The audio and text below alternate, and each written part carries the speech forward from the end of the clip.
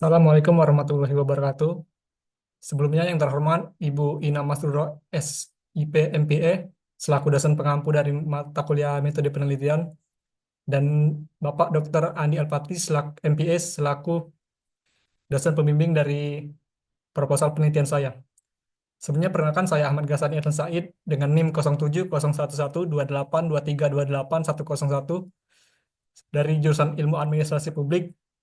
Di sini saya akan mempresentasikan proposal penelitian saya dengan judul Analisis Implementasi Undang-Undang Nomor 1 Tahun 2011 tentang Perumahan dan Kawasan Permukiman Kumuh terhadap penanggulan permukiman kumuh di Kelurahan Tanah Tinggi, Jakarta Pusat.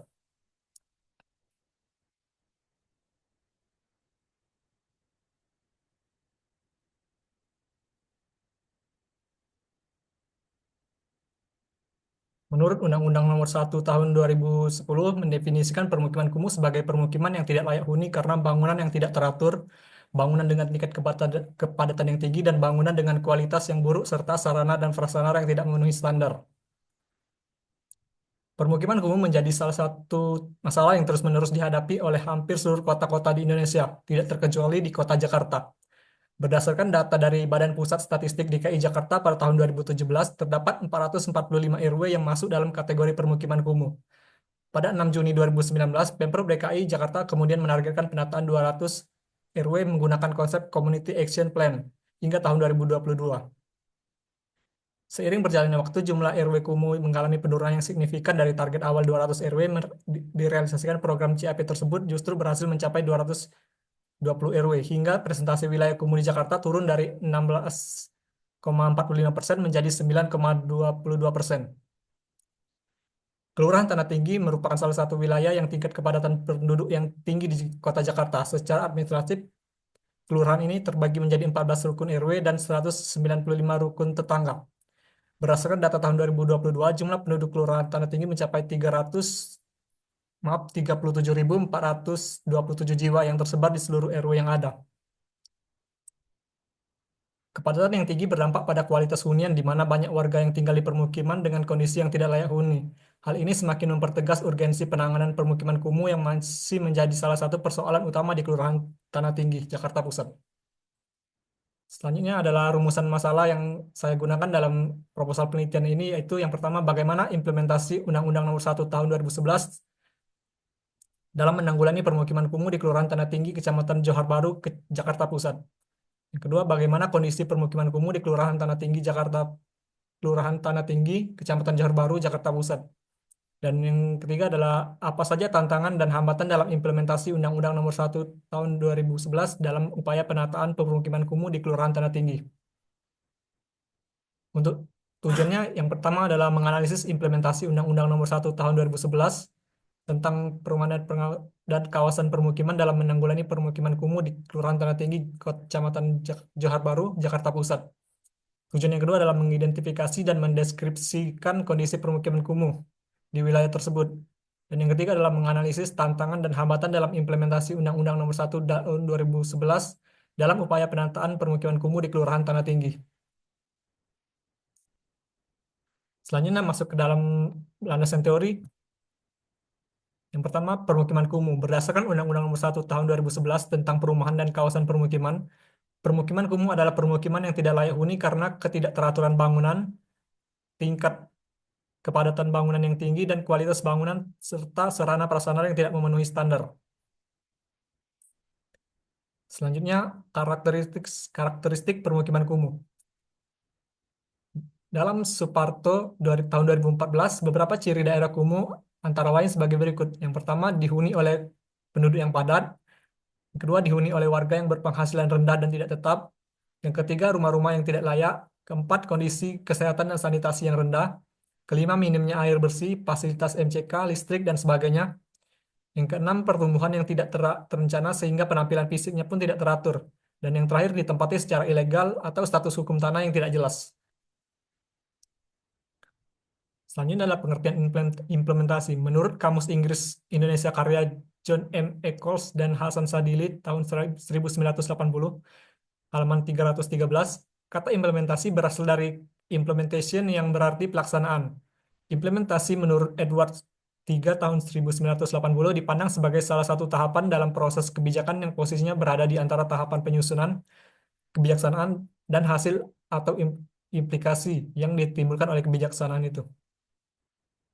Selanjutnya, implementasi kebijakan publik. Menurut teori implementasi kebijakan yang dikemukakan oleh George Edward III, proses implementasi memiliki peran yang sangat penting sebagai salah satu kebijakan yang dirancang. Jika pelaksanaannya tidak dipersiapkan dengan matang, maka tujuan dari kebijakan tersebut tidak akan tercapai. Edward juga mengidentifikasi 4 variabel utama yang berperan krusial dalam implementasi kebijakan, yaitu komunikasi, sumber daya, sikap, dan struktur birokrasi.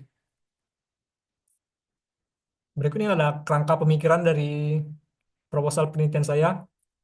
Dari rumusan masalah yang ada dan landasan teori yang saya gunakan, menghasilkan input antara lain sebagai variabel amatan yang itu variabel fisik bangunan, variabel sosial kependudukan, variabel sarana prasarana, variabel legalitas tanah, dan variabel lokasi. Dari input tersebut dilakukan metode analisa dengan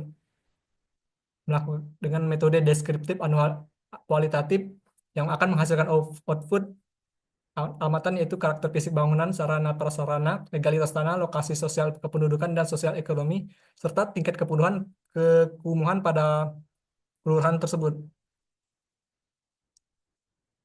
Selanjutnya adalah rancangan penelitian. Penelitian ini menggunakan metode penelitian deskriptif kualitatif. Metode ini dipilih untuk memperoleh pemahaman yang mendalam mengenai implementasi Undang-Undang Nomor 1 Tahun 2011 tentang perumahan dan kawasan permukiman terhadap kondisi permukiman kumuh di Kelurahan Tanah Tinggi, Jakarta Pusat. Dan fokus penelitian saya kali ini adalah implementasi undang-undang menjadi fokus utama konsep yang digunakan untuk menilai seberapa baik kebijakan yang diimplementasikan. Penelitian ini menggunakan teori yang implementasi kebijakan publik George Edward III yang sebelumnya sudah dijelaskan untuk menitik beratkan pada 4 aspek, yaitu komunikasi, sumber daya, sikap, dan struktur birokrasi. Dan berikut ini adalah variabel amatan yang saya gunakan. Dari fisik bangunan, variabel amatannya antara lain jumlah bangunan yang tidak membelakangi sungai dan menghadap jalan, jumlah bangunan dibagi luas lahan terbangun, jumlah bangunan permanen dan non-permanen beserta kondisinya. Dan untuk aspek sosial kependudukan, variabel amatannya antara lain jumlah penduduk per luas wilayah, jumlah bangunan per jumlah penghuni rumah, pendidikan terakhir yang ditempuh, frekuensi dan jenis penyakit yang sering melanda masyarakat dalam setahun, frekuensi tindak kejahatan dalam setahun, jenis pembuangan air limbah rumah tangga, frekuensi pengangkutan sampah dalam seminggu, jumlah penduduk jumlah fasilitas, jumlah penduduk per jumlah fasilitas, dan luas RPH per luas wilayah. Untuk aspek legalitas tanah yang saya amati adalah persentase status kepemilikan tanah, apakah tanah tersebut tercantum dalam surat-surat resmi, dan aspek lokasi, yaitu frekuensi banjir dalam setahun dan frekuensi kebakaran dalam setahun. Untuk variabel penelitian yang dengan implementasi Undang-Undang Nomor 1 Tahun 2011, terdapat 4 indikator yang saya gunakan, yaitu komunikasi, sumber daya, sikap, dan struktur birokrasi. Dan untuk indikator amatan dalam indikator komunikasi, yaitu apakah aparat kelurahan dan warga memahami isi UU Nomor 1 Tahun 2011, adakah sosialisasi rutin terkait program penataan permukiman, dan yang terakhir media komunikasi yang digunakan seperti spanduk, surat edaran, sosialisasi langsung, dan lain-lain. Dan untuk variabel sumber daya, indikator amatannya adalah jumlah dan kompetensi petugas kelurahan atau dinas terkait, apakah tersedia anggaran untuk program penataan, dan yang ketiga ketersediaan alat, fasilitas, dan logistik pendukung program perumahan di wilayah kumuh. Dan untuk variabel sikap yang saya amati adalah tingkat kepedulian aparat terhadap kondisi warga di lingkungan kumuh, apakah petugas aktif menyerap aspirasi masyarakat, tingkat inisiatif dan empati pelaksana terhadap tantangan di lapangan. Dan variabel yang terakhir adalah struktur birokrasi yang saya amati adalah apakah terdapat prosedur kerja baku dalam implementasi kebijakan, apakah koordinasi antara kelurahan, dinas perumahan, dan RW berjalan efektif, dan yang ketiga ada atau tidaknya tumpang tindih kewenangan dalam pelaksanaan program. Selanjutnya adalah populasi dan sampel. Populasi yang saya gunakan dalam penelitian ini adalah aparatur pemerintah Kelurahan Tanah Tinggi, kedua petugas dari Dinas Perumahan Rakyat dan Kawasan Permukiman Provinsi DKI Jakarta, yang ketiga ketua RW dan RT di wilayah permukiman kumuh, dan keempat warga yang tinggal di kawasan yang dikategorikan sebagai permukiman kumuh. Sedangkan yang sampel yang saya ambil adalah aparatur kelurahan yang memiliki peran dalam program penataan lingkungan. Yang kedua, petugas dinas perumahan yang terlibat langsung dalam pengawasan atau implementasi kebijakan di tingkat wilayah. Yang ketiga, ketua RW RT di lingkungan yang dikategorikan sebagai wilayah kumuh. Dan yang keempat adalah warga yang tinggal minimal 10 tahun di wilayah permukiman kumuh atau bersedia memberikan informasi terkait kondisi lingkungan serta pengalaman hidup dan program kebijakan pemerintahan. Dan yang terakhir adalah teknik analisis dan teknik pengumpulan data. Yang pertama adalah teknik pengumpulan data, yaitu menggunakan metode wawancara dan observasi lapangan. Dan yang teknik keabsahan data adalah menggunakan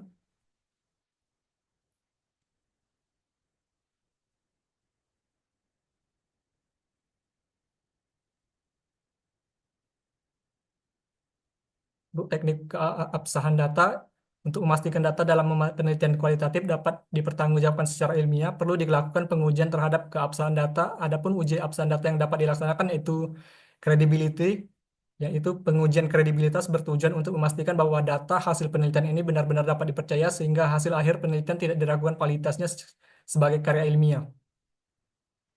Yang kedua adalah transferability, yaitu berkaitan dengan sejauh mana penelitian dapat diterapkan atau digunakan dalam situasi lain. Agar suatu hasil penelitian memenuhi kaidah transferability, maka hasil penelitian harus memberikan uraian secara rinci, jelas, sistematis, dan kredibel hingga peneliti lain dapat memahami hasil penelitian dan dapat memutuskan apakah hasil penelitian tersebut dapat diterapkan atau tidak di tempat atau situasi lain. Dan teknik keabsahan data yang ketiga adalah defendability, berkaitan dengan keandalan atau tingkat kepercayaan terhadap hasil penelitian, yakni bila serangkaian percobaan yang dilakukan menghasilkan temuan yang konsisten, sebuah penelitian tersebut memiliki defendability jika penelitian serupa yang dijalankan dengan prosedur yang sama oleh peneliti lain, menghasilkan hasil yang sebanding. Dan teknik keabsahan data yang terakhir adalah confirmability. Dalam konteks penelitian kualitatif, objektivitas dikenal sebagai istilah confirmability, yang bertujuan mengaitkan hasil penelitian dengan proses yang telah dijalankan. Jika hasil penelitian dapat dibuktikan sebagai hasil dari proses penelitian yang benar dan sistematis, maka penelitian tersebut dinyatakan memenuhi kriteria confirmability. Dan yang selanjutnya adalah teknik penyajian data, yaitu menggunakan teknik reduksi data, yang berarti menyaring, merangkum, serta memilih informasi yang esensial dengan fokus pada hal-hal penting, mengidentifikasi tema maupun pola yang muncul. Melalui proses ini, data yang direduksi akan memberikan gambaran yang lebih terstruktur, sehingga memudahkan peneliti dalam tahap pengumpulan data berikutnya atau saat perlu melakukan penelusuran ulang. Teknik yang kedua adalah teknik penyajian data, yaitu data display. Dalam penelitian kualitatif, penyajian data bisa dilakukan dalam bentuk uraian singkat, bagan, hubungan antar kategori, flowchart, dan sejenisnya.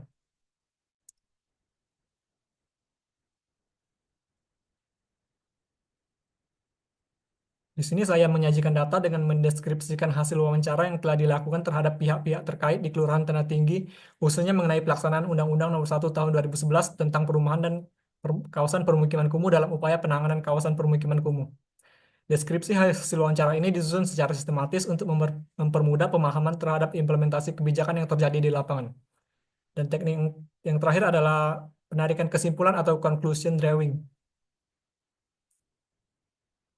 Pada tahap ini, kesimpulan yang awal yang diperoleh masih bersifat tentatif dan dapat mengalami perubahan apabila di tahap pengumpulan data berikutnya tidak ditemukan bukti yang kuat untuk mendukungnya.